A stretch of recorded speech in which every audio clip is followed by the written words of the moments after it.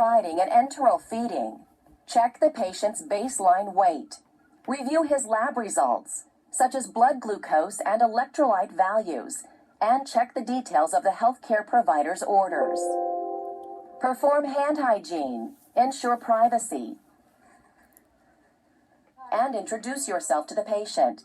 Then identify him using 2 identifiers. Can you tell me your full name and date of birth? Tom Sheldon, 11/16/60. Okay, great. Ask the patient if he has any food allergies. Explain that he'll be receiving tube feedings and discuss the physical assessment procedure.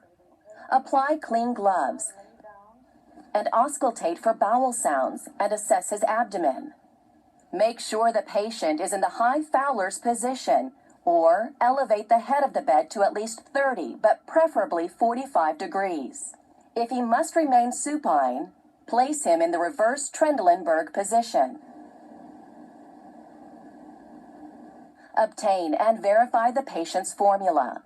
Check its expiration date and note the condition of the container. Make sure the formula has reached room temperature. Use aseptic technique as you prepare the formula for administration and manipulate the feeding system components. Shake the container thoroughly and clean the top of the can with an alcohol swab before you open it. If you're using an open system, pour the formula from the can into the administration bag. So this lid's on. Hang the bag and prime the tubing. If you're using a closed system, again, check its expiration date and note the condition of the container. Make sure the formula has reached room temperature and shake the container thoroughly. Then connect the administration tubing to the container.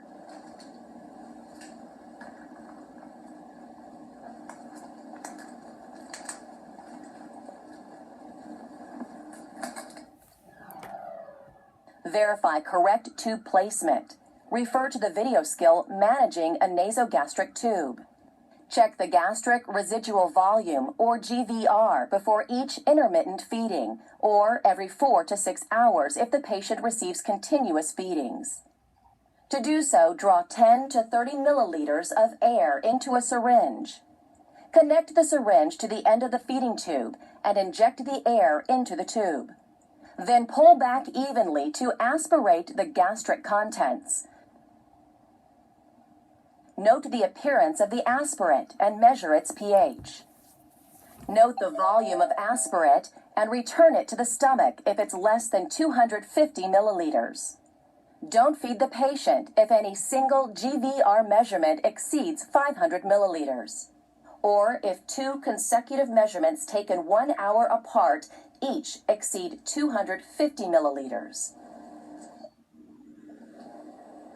Next, flush the tubing with 30 milliliters of water.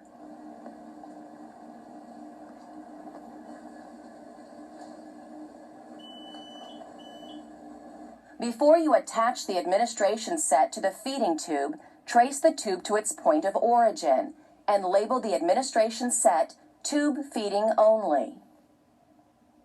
Label the bag with the type, strength, and amount of the tube feeding, and the date, time, and your initials. Change the bag every 24 hours. To administer feeding, pinch the proximal end of the feeding tube, remove the cap, and attach the tubing. Set the infusion rate by attaching the tubing to the feeding pump or by adjusting the roller clamp. Allow the bag to empty over a period of 30 to 45 minutes. Gradually advance the rate of tube feedings as ordered. Cap or clamp the end of the feeding tube used for intermittent feeding when not in use. Flush the tubing before and after each intermittent feeding. Remember to flush the tube every 4 hours during a continuous feeding or according to your agency's policy. The head of the bed should remain raised until at least 1 hour after the infusion is complete. Rinse the bag and tubing with warm water whenever a feeding is interrupted. Use a new administration set every 24 hours. Perform hand hygiene and document patient care. Okay, hold on.